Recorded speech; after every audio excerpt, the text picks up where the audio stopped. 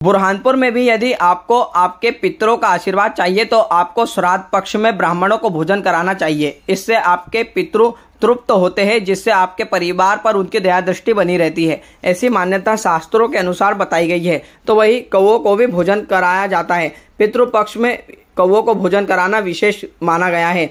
यदि आपके घर और आसपास में कौवे नहीं मिल रहे हैं तो आप ताप्ती नदी के राजघाट पर पहुंचकर कौवों को भोजन करवा सकते हैं। यहाँ पर पितृपक्ष में बड़ी संख्या में लोग कौवों को भोजन कराते नजर आ रहे हैं।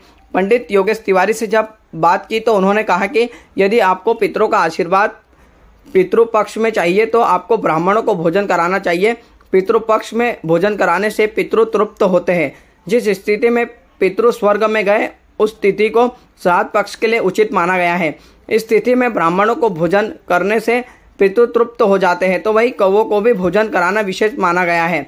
ऐसा करने से पितृ की परिवार पर दया दृष्टि बनी रहती है। कौवों की प्रजाति शहरी क्षेत्र से विलुप्त होती नजर आ रही है। पहले श्राद्ध पक्ष में कौवों को छत और टीन पर आकर बैठ जाते थे, जहां पर वे भोजन करते थे। लेकिन इन दिनों कौवों शहरी क्षेत्र में नजर नहीं आ रहे हैं। लोगों का कहना है कि पेड़ों की कटाई होने से अब उनके आशियाने नहीं बचे हैं, इसलिए उनकी प्रजाति विलुप्त होती जा रही है। ब्राह्मण को भोजन कराना क्यों विशेष माना गया है, क्या मान्यता है? देखिए, पितृ पक्ष में पितरों का बहुत महत्व रहता है। पितृ पक्ष में पितृ जो है वह पृथ्वी पर आते हैं और वह अपनी संतानों के दहलीज पर जाते हैं और वह देखते हैं कि श्राद्ध कर रहा है।